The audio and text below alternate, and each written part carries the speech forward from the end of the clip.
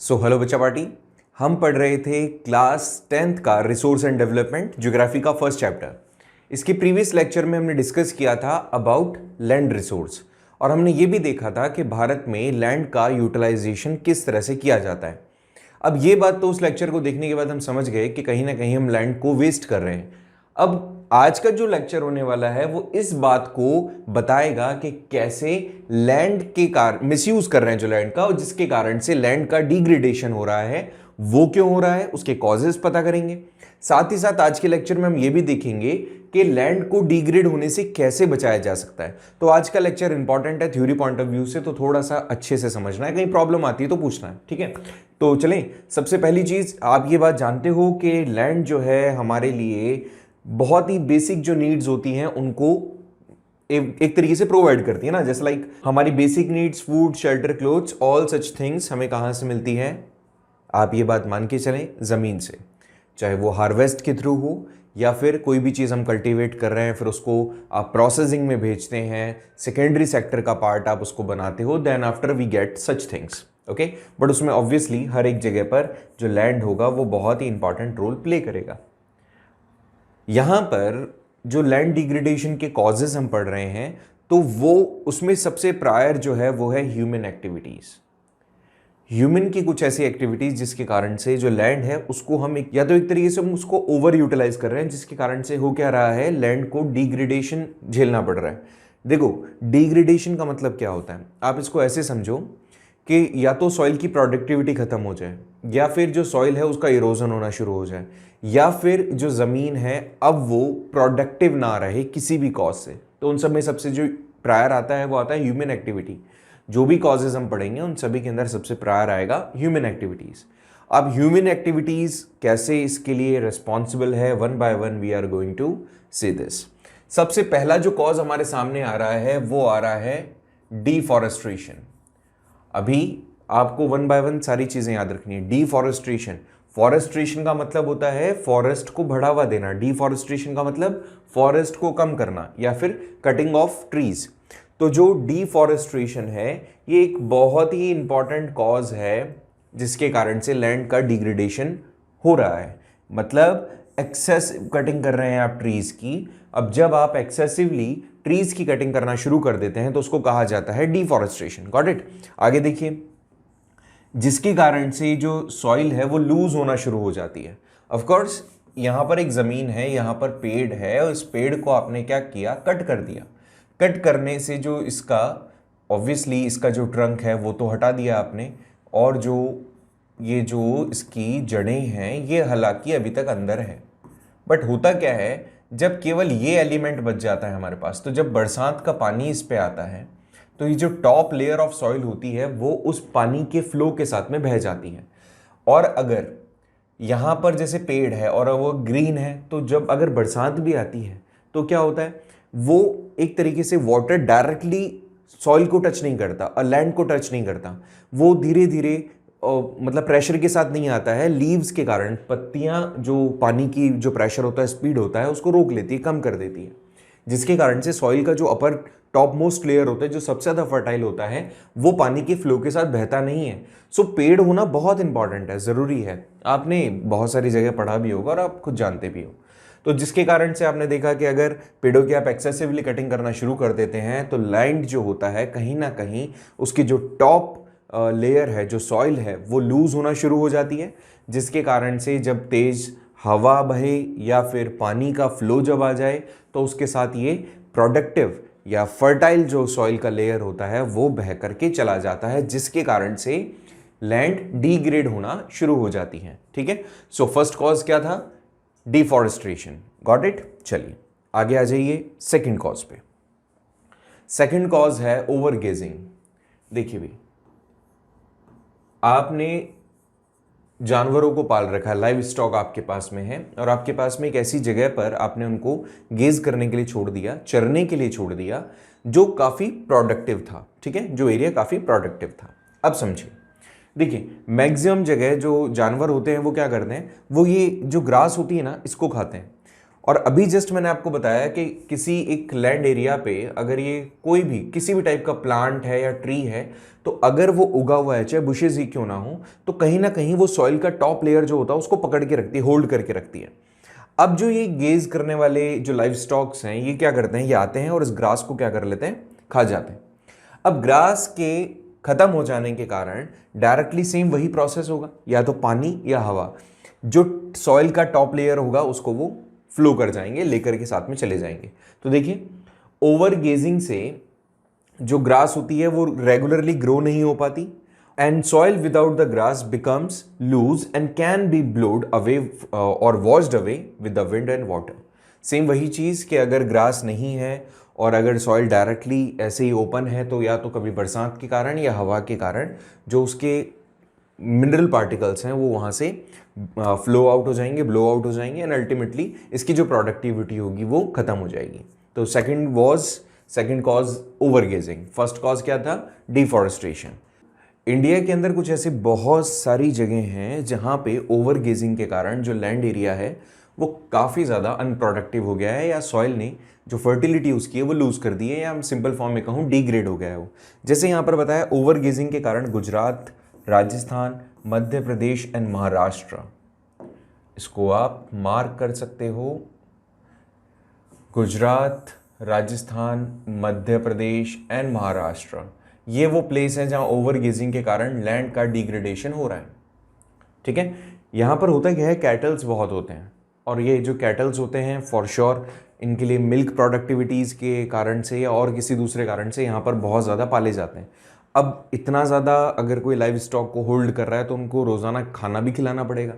तो खाना खिलाने के लिए ये लोग बेसिकली करते क्या है, उनको ओपन छोड़ देते हैं, और जो गेजिंग एरियाज़ हैं जो रेस्ट्रिक्टेड हैं उन जगहों पर भी छुपके ये जो जानवर होते हैं या इनको छोड़ दिया जाता है बेसिकली वहाँ पे, जिसके कारण से जो रिजर्व लैंड है वो भी आज डिग्रेड होती जा रही है। ठीक है, so overgrazing was the second cause. Now we are going to discuss about the third one, which is mining. Mining के बारे में आप जानते होंगे, कोई भी चीज़ अर्थ से एक्सट्रैक्ट करना, जो मिनरल्स होते हैं उनको बाहर निकालना। अब देखो होता क्या है, माइनिंग आप कर रहे हो, माइनिंग में ऑफकोर्स आप क्या करोगे, एक्सट्रैक्शन करोगे, जो चीज़ ज़मीन के अंदर है उसको आप बाहर निकालोगे। तो ऑब्वियसली क्या कर रहे हो, पहले तो ज़मीन को खोद रहे हो, तो टॉप लेयर तो वैसे ही खत्म हो गई, टॉप क्या उसके बॉटम की लेयर्स भी सारी खत्म हो गई। अब यहाँ पर एक चीज़ और यहाँ पर बताने की कोशिश की है कि यहाँ पर जो माइनिंग आप करते हो, तो जो पिट्स होती हैं उनको आप ओपन छोड़ देते हो। देखो कैसे, माइनिंग के अंदर ये तो चीज़ हमने देख ली। बेसिकली क्या होता है, जैसे एक ये एरिया है पूरा, इसमें हमें पता है कि कई सारी चीज़ें मिलेगी, तो माइन हम करते जाते हैं, माइन हमने कर लिया, और माइन करने के बाद में कुछ एरियाज, जैसे यहाँ तक हमने माइन कर लिया, और ये एरिया ऊपर वाला जो एरिया है, इस एरिया को हमने ओपन ही छोड़ दिया। भाई ऐसे समझो कि कोई एक एरिया था यहाँ पे, चलो ऐसे समझो आप, मार्बल का हमारे पास में खान है, तो हमने क्या किया, यहाँ से मार्बल हम एक्सट्रैक्ट कर रहे हैं। राजस्थान में मार्बल है, आपको पता है ना, तो यहाँ से मार्बल के बड़े बड़े पीसेस हमने एक्सट्रैक्ट कर लिए। अब जब ये एक्सट्रैक्शन हुआ तो ये जो ज़मीन है ये तो खाली छूट गई, ये तो ओपन रह गई ना।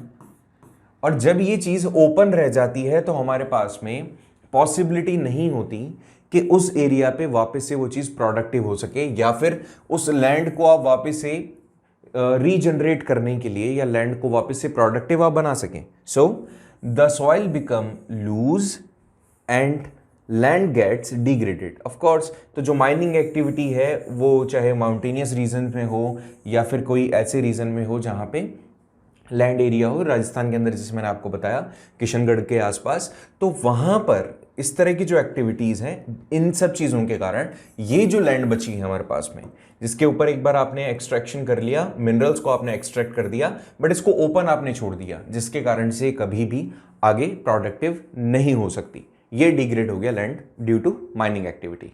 तो थर्ड कॉज वॉज माइनिंग। पहला कौन सा था, पहले कॉज में हमने बात करा डिफॉरेस्ट्रेशन, दूसरे कॉज में हमने बात करा ओवरगेजिंग, एंड थर्ड कॉज में हमने बात करा माइनिंग।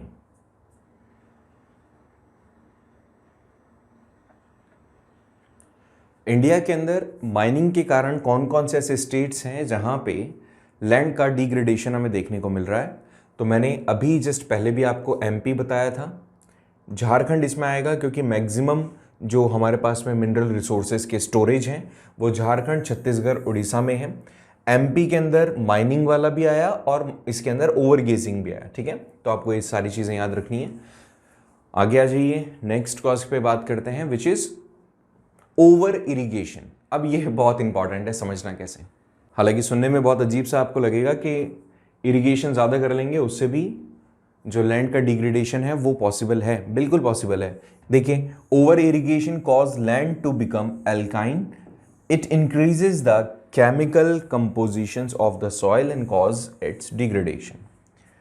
आप ज़्यादा अपने लैंड को यूज़ किया, ओवर इरिगेशन कर लिया, जितनी उसकी कैपेसिटी है, लैंड को आपने रीजनरेट होने का मौका नहीं दिया, तो ऐसे में जो ज़मीन होती है उसके अंदर जो आप कह सकते हो ना डेंजरस जो प्रोडक्ट्स होते हैं, या आप कह सकते हो जितने भी एलिमेंट्स होते हैं जो पॉइजनस होते हैं, उनका जो लिमिट होता है, जो मात्रा उसकी होती है वो बढ़ जाती है, क्योंकि आपने बहुत केमिकल कंपोजिशंस उस पर यूज़ किए होते हैं।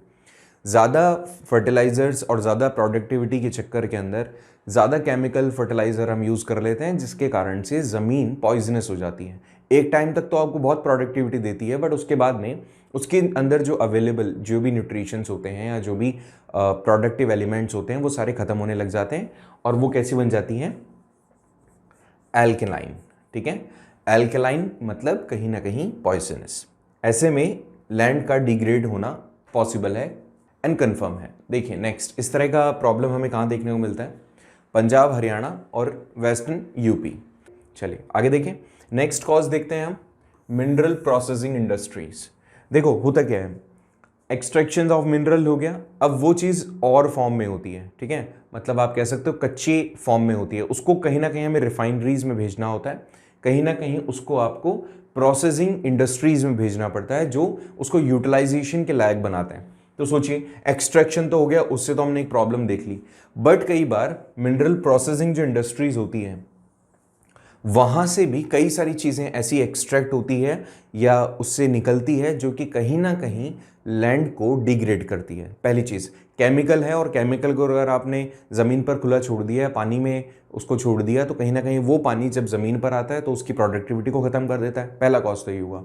दूसरा कॉज ये होता है कि जब ये मिनरल्स एक्सट्रैक्ट हो रहे होते हैं या प्रोसेसिंग यूनिट में जाते हैं रिफाइन होने के लिए, तो इनके अंदर से डस्ट निकलती है। ठीक है, आप ऐसे समझिए कि हमें सीमेंट बनानी है, तो सीमेंट अलग अलग एलिमेंट से मिलकर बनती है। उसमें सबसे इंपॉर्टेंट होता है, कुछ पत्थर होते हैं, वो पत्थर क्रश किए जाते हैं और उससे पाउडर बनाया जाता है, फाइनली हमें सीमेंट मिलता है। तो सोचिए ये जो सीमेंट है, ये जो हमें मिल रही है तो फाइनल प्रोडक्ट है, बट इसके पहले इसको क्रश भी किया जाएगा पत्थर को। तो जो पत्थर क्रश करने से डस्ट जनरेट हो रही है, वो डस्ट कहीं ना कहीं हवा में मिलकर के आसपास की जो ज़मीन होती है उस पे जाकर के बैठ जाती है। आप ऐसे भी समझो, हवा के साथ ये जो डस्ट पार्टिकल्स हैं ये उड़ते हैं और ज़मीन पे जाके बैठ जाते हैं। अब ऐसे में क्या होगा, ये एक चीज़ करना शुरू कर देते हैं, जो ये डस्ट पार्टिकल हैं ये अर्थ या सॉइल के टॉप लेयर पे आ जाते हैं, और जब इन पे पानी गिरता है तो ये पानी को अर्थ के अंदर एब्जॉर्व होने से रोकते हैं। ठीक है, ये अर्थ के अंदर पानी को एब्जॉर्व होने से रोकते हैं। अब ऐसे में क्या होगा, इसके ऊपर पानी जमने लग जाएगा, और जब पानी इसके ऊपर जमने लग गया तो ऑफ कोर्स वो जो लैंड होगी वो वेस्ट लैंड में कन्वर्ट हो जाएगी। एंड दैट इज व्हाई हम ये कह रहे हैं कि जो जनरेट होने वाली डस्ट है इन इंडस्ट्रीज से, ये कहीं ना कहीं स्टॉप कर देती है वाटर के इनफिल्ट्रेशन को जो ज़मीन के अंदर होता है। वो पानी को फिल्टर होने से रोकती है, पानी को एब्जॉर्ब होने से रोकती है, अर्थ में जाने से रोकती है, and it is also a cause कि लैंड डिग्रेडेशन की ओर बढ़ जाती है। ठीक है, गॉट इट। सो मेरे हिसाब से ये चीज़ समझ में आ गई होगी आपको। नेक्स्ट देखिए, जो अभी मैंने आपको मिनरल रिसोर्सेज के बारे में बताया, इसमें एक चीज़ और बताया गया है कि इंडस्ट्रीज़ कहीं ना कहीं इस तरह का जो एक मान सकते हैं कॉज है, इंडस्ट्री सबसे बड़ा कॉज है लैंड के डिग्रेड होने के लिए। ये चीज़ हमने यहाँ पर समझी। ओके, सो क्या क्या थे एक बार रिवाइज कर लेते हैं, कौन कौन से कॉजेज हैं। पहली चीज़ डिफॉरेस्ट्रेशन, दूसरा ओवर गेजिंग, तीसरा जब आपने कहीं ना कहीं इंडस्ट्रीज़ को अलाउ किया कि वो सेटअप कर सकते हैं उन प्लेसेस में अपने अपने इंडस्ट्रीज़ जहाँ पर वो अवेलेबल है, रिसोर्सेज अवेलेबल है। ठीक है, सो अगर आपने इस चीज़ को समझ लिया अच्छे से, तो एक बार फिर से सारे जो कॉजेज़ हैं इसको अच्छे से जान लो कि ओवर ओवर इरिगेशन हो, चाहे ओवर यूटिलाइजेशन ऑफ लैंड हो, ये वो कुछ कॉजेज हो सकते हैं जिससे लैंड को डिग्रेड कर सकते हैं। वन बाय वन एक बार सारे देखते हैं। डिफॉरेस्टेशन हमने देखा, ओवर गेजिंग हमने देखा, माइनिंग हमने देखा, ओवर इरिगेशन हमने देखा, एंड मिनरल प्रोसेसिंग यूनिट्स को हमने समझा कि सच रीजंस आर देयर जिसके कारण से लैंड का डिग्रेडेशन होना पॉसिबल है। कौन कौन से कॉज हैं? पहला कॉज डिफॉरेस्ट्रेशन, दूसरा कॉज ओवर गेजिंग, तीसरा कॉज माइनिंग, चौथा कॉज है over irrigation, and the fifth one was mineral processing industries. अगर इसको थोड़ा सा और मैं आपको समझाना चाहूँ सही किस तरह से ये चीज़ें इन सब के कारण से लैंड के साथ में हो क्या रहा है, तो उसको हम एक पाई चार्ट के थ्रू समझने की कोशिश करते हैं। Let's have a look. ये 2000 इन द ईयर 2000 एक डेटा रिलीज हुआ था कि जो वेस्ट लैंड है वो इंडिया में किन किन कॉजेज़ के कारण कितनी कितनी है। तो अप्रॉक्सीमेटली वहाँ पर एक जो डेटा निकला उसके हिसाब से 56% जो लैंड एरिया है वो डिग्रेड हो रही है ड्यू टू वाटर। ओके, अब पानी के कारण कैसे हो सकती है? या तो उसके ऊपर पानी जमा हुआ है इसके कारण, या फिर वहाँ पे पानी की कमी है इसके कारण। तो पानी के कारण जो लैंड एरिया है, जो ज़मीन थी, वो एक्चुअली वेस्ट हो रही है। नेक्स्ट अगर इस पे कॉज के ऊपर बात करें तो अप्रॉक्सीमेटली 6% ऐसा कुछ एरिया है जो केमिकल्स के कारण, मैंने अभी आपको बताया था ना एल्कलाइन, तो उसके कारण से ये जो लैंड है 6% लैंड टोटल वेस्ट हो रही है एल्कलाइंस के कारण। यहाँ पे जो नेक्स्ट अप्रॉक्सीमेटली 28% जो लैंड है वो वेस्ट हो रही है ड्यू टू डिफॉरेस्ट्रेशन, या आप कह सकते हो जो फॉरेस्ट है उसके अंदर पेड़ों की कटाई के कारण, ओवर गेजिंग के कारण, या किसी और कॉज के कारण 28% जो लैंड है वो वेस्ट हो रही है, और 10% जो लैंड है वो वेस्ट हो रही है ड्यू टू विंड्स।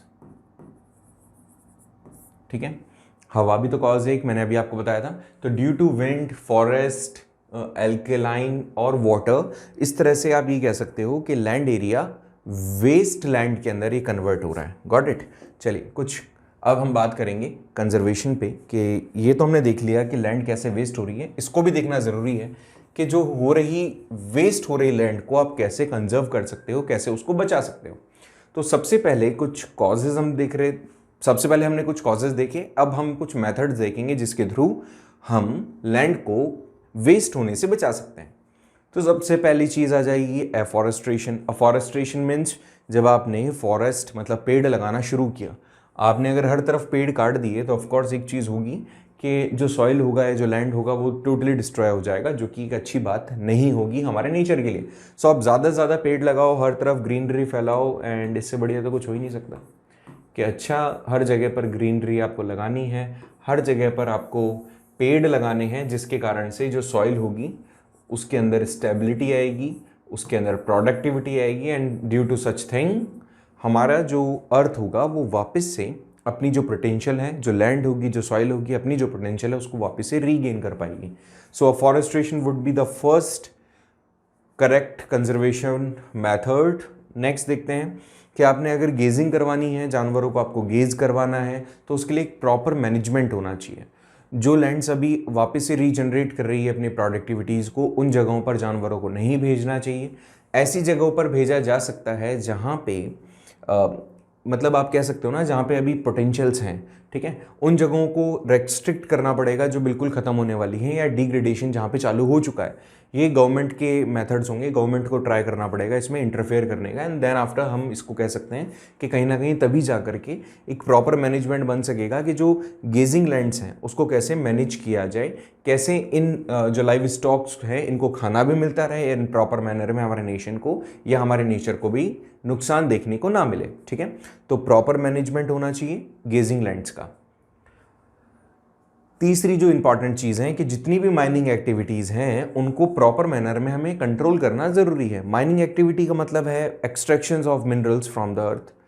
अब कई सारे तरीके हो सकते हैं, मेथड्स बहुत सारे हो सकते हैं, लेकिन यहाँ पे अगर आपने ज़्यादा माइन कर दिया तो ऑफकोर्स पहले तो इम्बैलेंस आप क्रिएट कर रहे हो। दूसरी चीज़ क्या होगी, यहाँ पर कहीं ना कहीं जैसे मैंने आपको बताया था ना, माइनिंग करने के बाद ये एरियाज जो होते हैं इनको ओपन छोड़ देते हैं, खुला छोड़ देते हैं, जिसके कारण से ये जो एरिया होता है ये तो वेस्ट होता ही होता है, इसके साथ साथ इसके अंदर से डस्ट पार्टिकल्स भी निकलते हैं बहुत सारे, जो भी हमने पढ़ा। तो ऑल सच एक्टिविटीज इसको प्रॉपर मैनर में मैनेज करना चाहिए और कंट्रोल्ड एक्टिविटीज होनी चाहिए।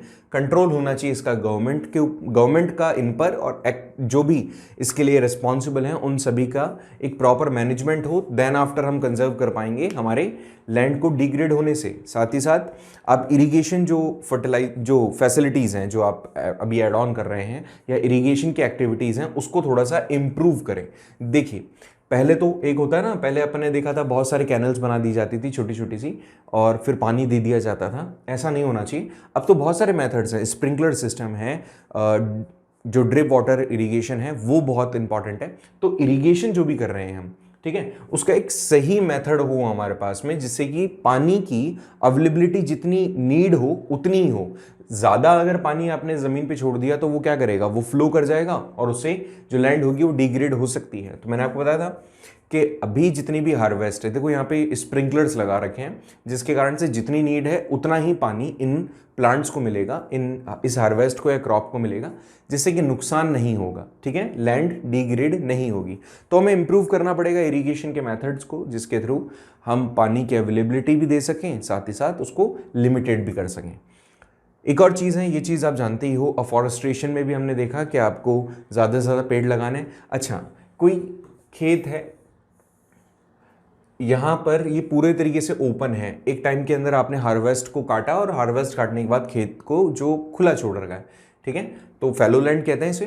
तो ये जो खेत को आपने खुला छोड़ रखा है, इसमें क्या होगा, जब बरसात अगर हो जाती है तो बरसात होने से जो पानी आएगा उस पानी के कारण ये जो मिट्टी होगी ये फ्लो कर जाएगी बाहर की तरफ।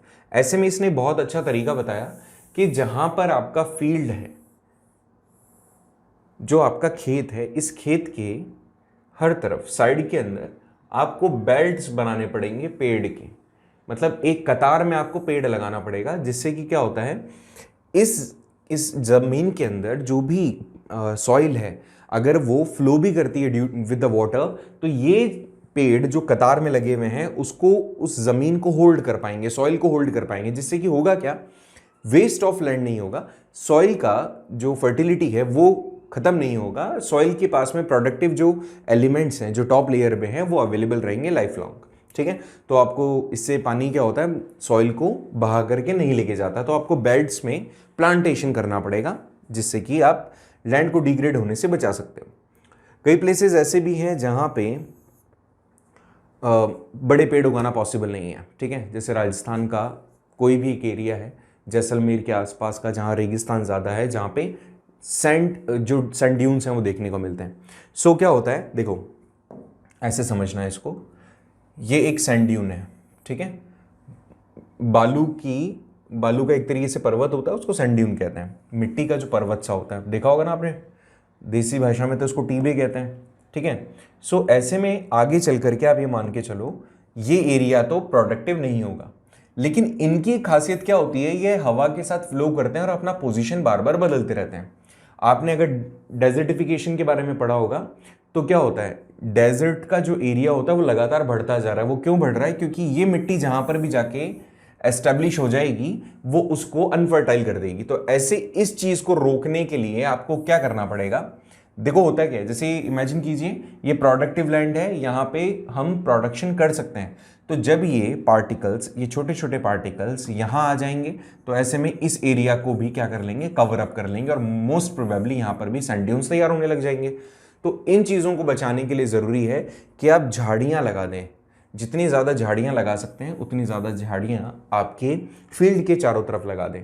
उससे मैक्सिमम हवा का जो फ्लो होता है वो कम हो जाता है, प्रेशराइजेशन जो होता है उसका कम हो जाता है, जिसके कारण उनके साथ में जो पार्टिकल्स इसके उड़ के आ रहे हैं वो भी कहीं ना कहीं कम होंगे।